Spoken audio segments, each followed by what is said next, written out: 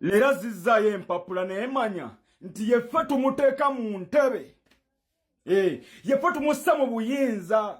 Gwe tunasobola okubanja amaguudo amadaga. Obunkenke bweyongedde mu National Unity Platform wetwogerera ssaawa zino. His Excellency Robert Kyagulanyi wali emagere security bakidabulinze anti obutwa babutambuza oluvannyuma lwa kutwala foomu ye. Sadaman Makebe akiguddeko kiboko ku kiboko ate ye balimu ezo ye okukola n'aba NRM akatambi kakulitedde mu maaso bamutadde ku nninga olunaku olwaleero nga tetunagendayo video eno madde nsaba mu mutima mulungi ogimpeleka like ebirengisa otambula etukira obuna banyagadde okumanya kweno information naddala bana nkyukakyuka team Bobi Wine hamusembere ku wane olunaku olwaleero nga bwe nkugambye His Excellency Robert Kyagulanyi bamuwadde security alert bamugamba kino alina okubeera nga yeegendereza abantu babeera nabo anti batandise okubeera nga babalaba nga bakola n'abantu ba NRM. For example omukulu Honorable Balimwezo bamulabyeko nga akola ne Tamale Mirundi Junior ate nga bakimanyi bulungi nnyo Tamale Mirundi Junior akolera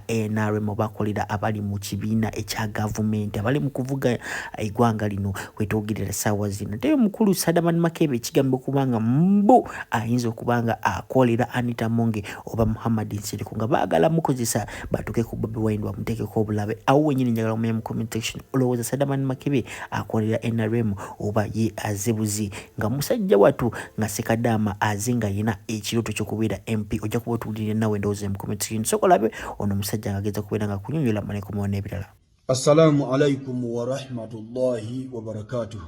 Mukulu oba engineer Honorable bina bitibwa byo Balimwezo Ronald Nsubuga kulika interview yo ne Tamale Junior. Oli musajja era nze basajja mmwe embeewuunya oba tuli mu katemba kyono sinategeera kikyo tugezaako kubanga tuggusa kubanga Honorable Balimwezo Nsubuga Ronald eno gwaze Kampala biralamu katembawo wali badde omuleke Nakawa beera eyo okole komedi wo neeno biralamu so gwe wagenza okulaba ng'amazima ga Katonda mu ggulu osobola okutuula ku interview ne Tamale Junior abeere ng'asekerera pulezidenti waffe bw'atyo. Basajja mmwe bye tulaba si bye mulaba obulumi bwe tulina si bwe muyina kigenda mu maaso ffe tulina kajanja ffe tuli siriyasi nnyo tuli kuki Oweekitiibwa Ssebo Balimwezo Ronald Nsubuga ayagala okubeera mmeeya w'e Kampala oyo katemba gw'oleese e Kampala olowooza bino bya Nakawa abantu b'e Kampala nno munnange balalamu bayivu ate balaba ate basinze okuba nga banyigirizibwa buli kizibu kyonna ekisooka kitookerawo Kampala so oba oleese komedi w'oyo muzzeeyo Nakawa neva mu ntuyo z'Abannayuganda ne basajja mmwe tuli ku kiwano. Subhana jalla jalaalu nemwe mumanyi abaana ababuziddwawo mumanyi abaana abasalawo bakyuse eggwanga lyabo nga muli mu kuseka n'omusaala ofuna which is okay naye okidde ku makya okere ku makya okole otuule ku bantu bonna ba YouTube abali mu ggwanga TV na buli kimu otuule ne Tamale Junior interview yeveeko ey'okubiri nga bavuma president ey'okusatu nga bayomula ey'okuna nga beeyambudde ey'okutaano nga bakola bino wakajja mu Uganda oba wakajja mu Kampala nambadde nkulaba ng'omusajja Lera zizzaayo empapula neemanya nti yeffe tumuteeka mu ntebe. Yeffe tumussa mu buyinza.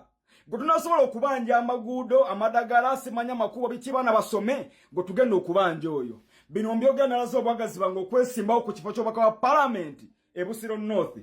Sibigamba bokaba e Busiro mwenna mu Uganda kubanga funa tulina ebitunyigiriza byebimu okwogera ku solution oba ku Kyagulanyi Ssentamu. Bwe tukuba akalulu kaffe tukakuuma akatuufu tono na kaluluko. Wakati mu kukakuuma tukabanja nga bakakuttemu tubanja bubanja obuwanguzi bwaffe. Siga buzanyiramu. berawo ng'okimanyize ng'eyeesimbyewo ne bannange bonna beesimbyewo tewaki tusobola kukola nga tetulina mukulembeze waffe Robert Kyagulanyi Ssentamu yeka gwesobola okubanja enguudo. Bano batwetonera ekyojuuzo ne batwetonera nti muna mutusonyiwe kondomu z'okukyawo twagaba nfu. Omwana tasobola kuwa kondomu nfu agenda kuwa ki ekituufu agenda kuzimbira kkubo. Tekisoboka si bwe guli. Tasobola kuzimbira kkubo kati muzijja mu myaka 2 mbusemanyanga mukanyanga bata government koninga mbekola kkubo erigimo okukola okumala emyaka 4 owe bazimbire eddwaliro erigirimo zimba emyaka 4 tekisoboka. Temututuma mu bicepere biri bicepere abana babirya bicepere byennyini.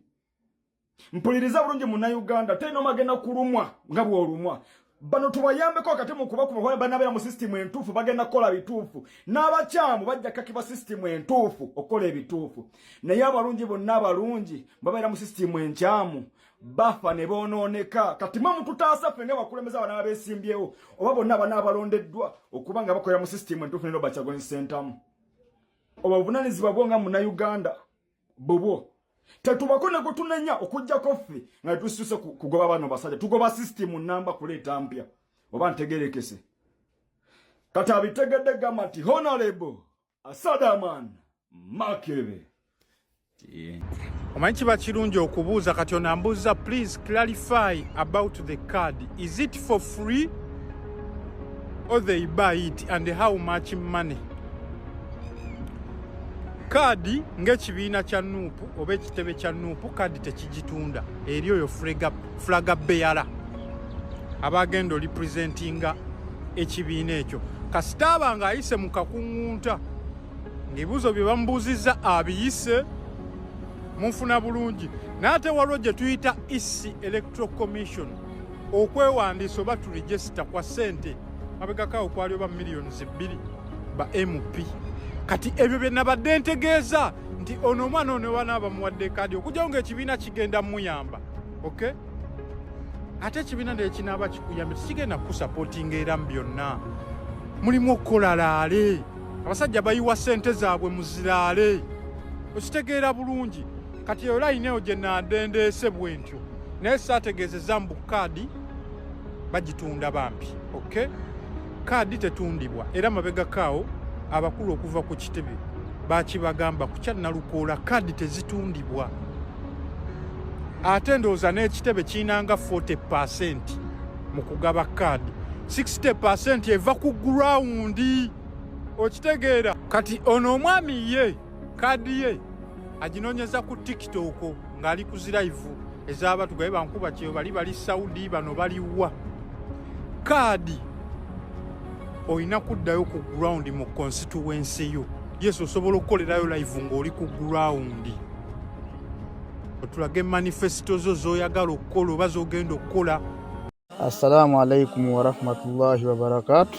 Amanya n'eddoboozi Haji Abudu omusomi w'edduwa. Nkola ku nsonga ez'enjawulo emirimu nga gikutataganyeko ebyenfuna byo nga bidobonkanye ne oba oli bweru wa ggwanga emirimu gyakucankalanako jangu kusomere ku dduwa okuva nedda edduwa zaabaawo edduwa zisomibwa omuntu n'oterezebwa mu mbeera yonna ebadde ekusibyeko akanyaaga. Nina ekyoto kye nsobola okukumira lwadde oli bweru wa ggwanga nga toli kumpi wano n'ofuna omukisa ogwo nawe n'osomerwako ku dduwa nga nkuteddeko n'akabaani. Allah ajja kukusaasira ajja kukwanukula. Kuba ku nnamba yange y'essimu 0752 44 71 56 ne ku WhatsApp kwendi mpereza obubaka sobole okuyamba. Assalamu alaikum wa rahmatullahi wa barakatuh.